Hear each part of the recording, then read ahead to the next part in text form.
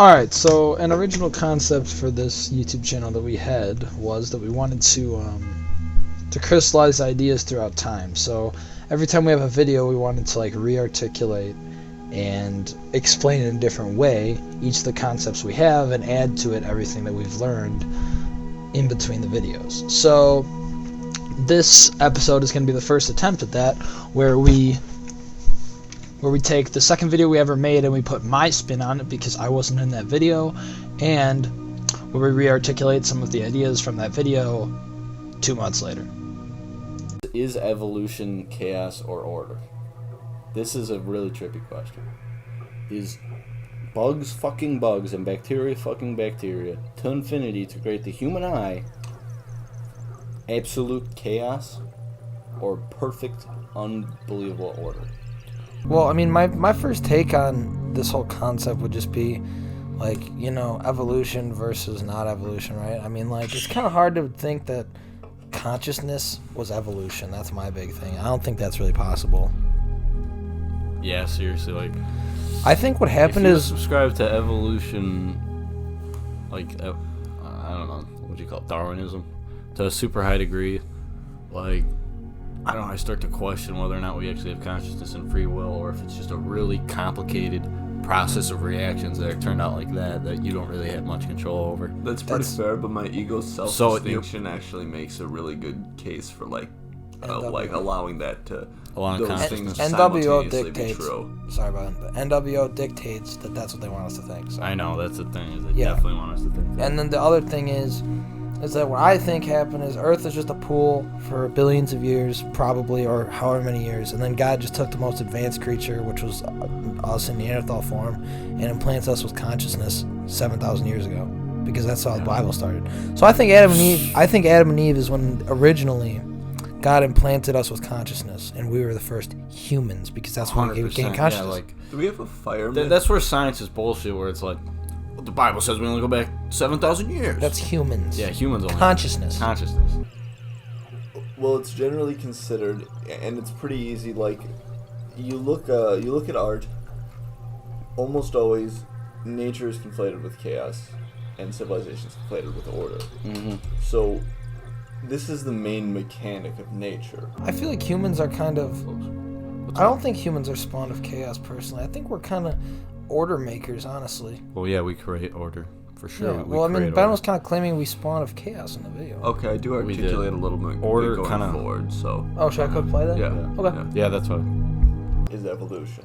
So if evolution is the main mechanic of nature, which is like kind of the same thing as chaos, we have to say that it's chaos. Well, I don't think we're spawned of chaos, do you? Yes. You do? Yeah. That's evil. We're not spawned of chaos. Well, this no, is where it's chaos biblical. Isn't evil. It's neutral? Yes. In fact, it's necessarily neutral. The thing you need to articulate on is how you said that people are kind of spawned of chaos, and that chaos is neutral, but we are chaos. Yeah. I kind of think we're order creators. Yeah, we create order. We create order. That's not necessarily this. Like, that doesn't mean we're spawned of it. I mean, think about it. Okay, you know how yin and yang are shaped, and they have those little dots inside of yin and yang? Yeah. Oh, shit. Well, what those represent is the fact that order breeds chaos without warning, and order spontaneously appears in chaos too. Yeah. I've seen those dots. So what basically you're saying is yin and yang represents how at the center of all chaos there's some tiny bit of order, and at the center of all order there's a tiny bit of chaos. Yeah. That's interesting. I've seen that when I'm thinking really hard about the decisions I make in life. If I don't know, I see both those dots, I think it means, it's just a flip of the coin, son. It's interesting. I kind of get that, like if you have complete order, people are going to lose their creativity, so there's going to form some rebellion and chaos from it. But if there's complete chaos, you're going to feel overwhelmed and you're going to want to make some order. So there has to be both, I guess, is what it represents. And I'm struggling to remember my arguments for why there would be chaos first, then order. But what I can say, but it is kind of true to an extent, because order is definitely conflated with civilization, and that happened at some point and it wasn't there before. And I say that in the video. Order goes with civilization, chaos goes with nature. I think that's the implant of consciousness into that. Neanderthals, which I just mentioned earlier. I think that's my best definition. And don't forget that in the Bible it says, in the beginning the world was without form. Yeah. That's why I think it was just neutral without this great fight of good and evil that we have now. I think that's when it started. Well, yeah. Well, actually, that's true because morality, good and evil, comes with order. When it's just chaotic, it's always neutral. This goes with Ted's thing. Ted, the thing that you always mention is that we're like a test for God. So God puts us to the test, and that's what Earth is now. Because it was brewing for so many years. I think God selected Earth as the test ground, and that's why we can't forget about the battle, man. We can't forget about the battle. Sometimes I definitely struggle with forgetting about the battle and just being like, put up with it and get along. But you can't forget about the battle. Oh, that's our fire giving myth. The knowledge, the fruit of the tree of the knowledge of good and evil. You know, and that even says good and evil. Well, this is where like it would be biblical, and I would say we are not of chaos, we are an order, and man, and Gaetano would say man is not an animal. Yeah, he would say that too. And you know, sometimes I'm in that frame of mind. Other times, you know, I get it. So you say chaos is a necessary neutral. Mm-hmm. Yeah, I do. Yep. Because chaos is what exists without humans. And what exists without humans doesn't have morality. Animals don't have morality. Animals they don't have a very large degree of morality. When animals just act by their instincts, they're not really being good or evil. They're just neutral. Complex idea. So The universe is probably a neutral, but the veil over Earth makes it a good versus evil concept. I feel like if you got out of this area, it wouldn't be such a big thing. I feel like things would end up being a lot. As funny as this is, a 7-dimensional place is still more one-dimensional than Earth. Earth is so focused on like complete spirituality, when other places that might even be in like the 5th dimension, which you haven't named the dimensions, which someday we're gonna learn, hopefully. But I feel like no matter how complicated technology and thought gets, it's never gonna have the same spiritual battle. I feel like Earth, there's a reason that it's so complicated and we're so emotional. I feel like we might be the most emotional things ever. Or a state of nature is neutral. I think that's very important to understand, and that the like essentially becoming intelligent and developing bigger and bigger orders and ways of understanding the world opens up the doors of morality more and more. So we called evolution or chaos, but chaos is neutral, right? Would you say going into like traveling into new places and stuff is kind of chaos? Exploring the woods is chaos? It's a chaotic Going neutral. into chaos is different than being like. But here's the chaos. thing: is if you go into chaos, good and evil becomes neutral. Like if you live on the East Coast in the 1700s of America, there's no killing people.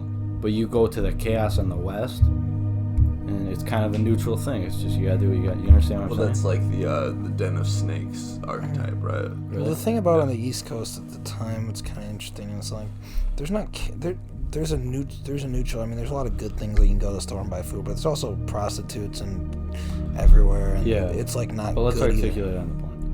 No, like I feel like that example helps because like if you go further out, so it's just like more. It's more neutral. like the neutral, like what's considered good. I don't know, on the West. No, think about this. Is more peaceful than Cowboys. What I'm trying to explain. On the West Coast, it gets more extreme because it's less articulated. The more you articulate, the less extreme things get.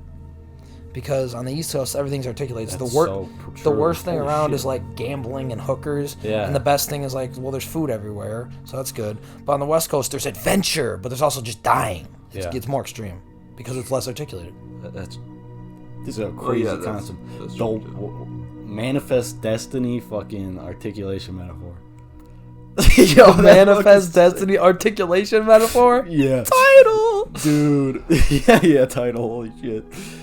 That's sick, bro. Okay, press play. Manifest destiny articulation metaphor. That's super intense, man. We're spawned of chaos. Wonder if we are. Or we're created by a god, which is order. Oh yeah, dude. A bird's nest is super psychedelic. On one hand, you have the bird, the baby bird, total baby, nothing, inability to see anything, weak as can be. And then there's the loving mother comes, and then it's nourishment. Right? Yes. On the other hand, the fucking worm Yeah. is going through hell. The worm is going through hell. It's getting picked up by a demonic evil little thing with claws, and then bringing it to 7 heads. Going, Yeah. I never really thought about that angle before, but that's pretty terrifying. yeah, that's the most psychedelic shit ever. I'm sure there's been some sci-fi that's touched on that before, but that's why everything is always neutral. Like you have an infinite good happening at the same time, an infinite evil is happening. Whoa! It's always Yeah, you neutral. do. Holy shit! Yeah. Like that's the greatest example of it. Yeah. And that is actually an important point. Like in nature, it's so hard to extricate morality because it's always one-sided like that. It's zero sum. You know. How suppose? Yeah, I mean, how do you explain the lack of good right now, Ben? Yeah, we're lacking a lot of good right now. No. Children are wearing masks. All right, we can't really talk about this. You got a little. I'm just saying in general, right now, in the world, not a lot of people are happy, and there's just generally not a lot of good. Everyone hates each other, everyone's arguing, and no one's happy. How do you explain the lack of good if everything always sums up to zero? Well, I didn't say everything sums up to zero. I said everything in chaos sums up to zero. Well, when you have order, when you have civilizations, the range of morality increases. So what you're trying to say is when there's a civilization, it does not always sum zero because there's less chaos involved? Because I just made the metaphor. What'd you call it? Manifest Destiny, Western, something. Yeah, theory. Yeah. So that kind of represents what I just said, how the East is more defined, but it's still the same level, but the West is less. So like, that should correlate then? You mean your bit about how the Wild West has a greater range of morality? Then you're Right, but it's considerably more quiet. But it still sums to zero then, Ben. That's what I'm trying to say. But what you're saying is now society doesn't. The range of morality sums to zero. That's not the same as actual morality. Closer to your mic. Seriously, man, get closer to the mic. Oh, well, when we did the test, this was like the right distance. That's not true. It's whatever. The point is, Ben, what's the zero defining here? What?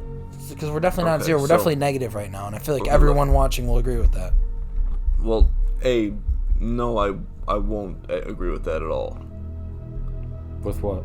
That we're in a negative morality zone. Negative morality zone means existence is harder and more evil than barbaric killing of your enemies.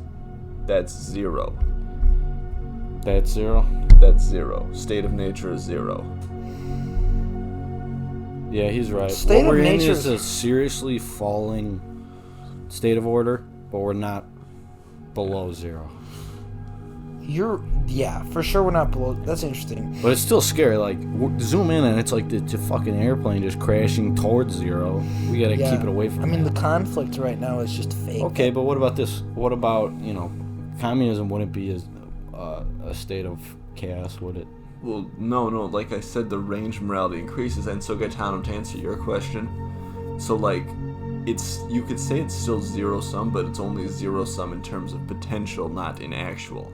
So the society can be this evil now and this good, so that's a zero-sum potential, but the actual can be different. The society can just be creating good, which is hard to do in a state of nature.